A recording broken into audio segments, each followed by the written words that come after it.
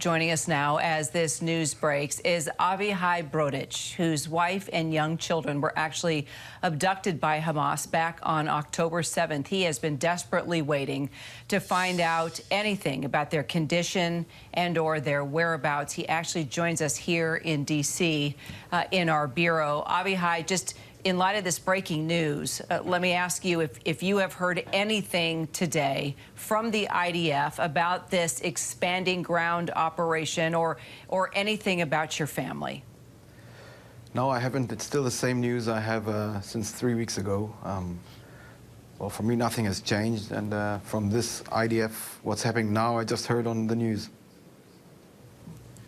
And Avihai, if I may ask you, our foreign correspondent we were just listening to, Ian Pannell, mentioned a briefing that he had with the Israeli Defense Minister Yoav Gallant, who outlined the goals. Number one, destroy Hamas. Number two, return the hostages.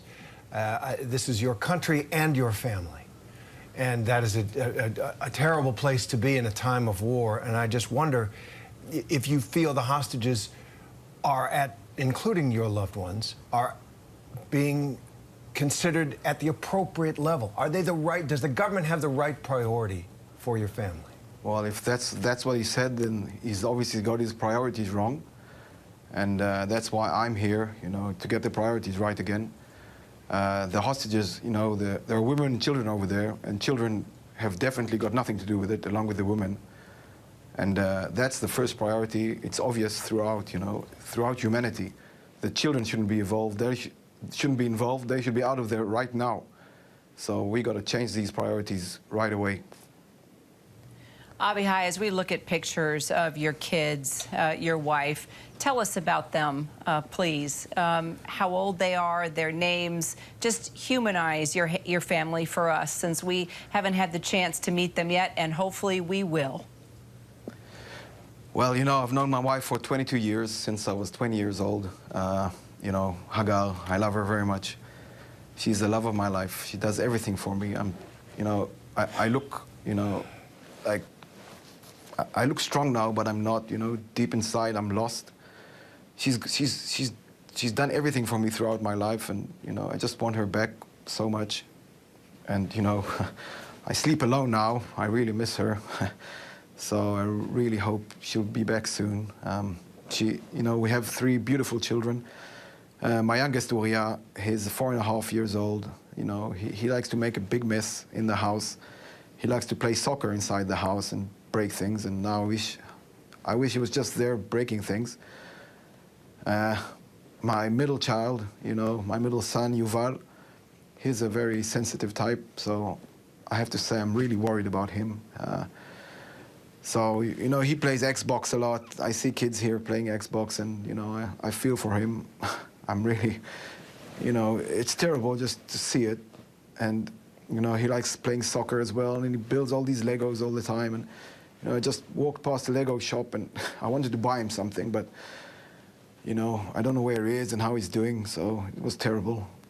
And my eldest, which is my little girl, Ofri, you know, she's just this beautiful girl, and I miss her so much.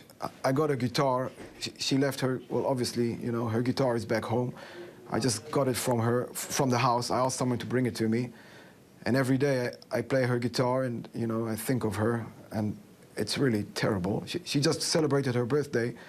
You know, on the day of the attack, we were meant to celebrate with her friends, and there's still cake in the fridge. I know that because the soldiers came, you know, the IDF came into my house just to see that. They told me that they weren't there, that no bodies were found, but they also opened the fridge and they saw the cake. And I just met with one of them a few days ago, and he told me they all started crying when they saw the cake and the candle on it, and they knew what was going on.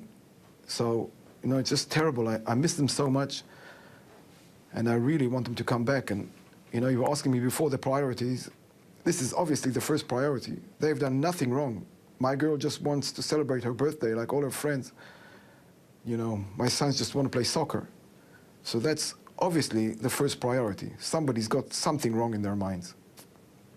And Avihai, I just want to say you have a beautiful family. You're blessed, clearly, and we thank you for sharing that with us. And I want to ask you just one more question. You're here in Washington, D.C.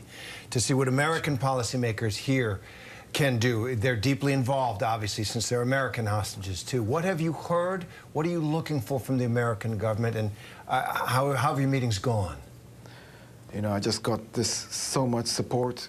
I think, you know, America is just this great nation that, you know, I got so much support in Israel, but that's obvious. And I came over here and I got so much support from the government and, you know, government officials, just everybody I met. People prayed for me this morning. You know, I was having my breakfast and this lady came and she told me, I just want to pray for you. And she hugged us, you know, the whole team, and she just prayed for us, you know.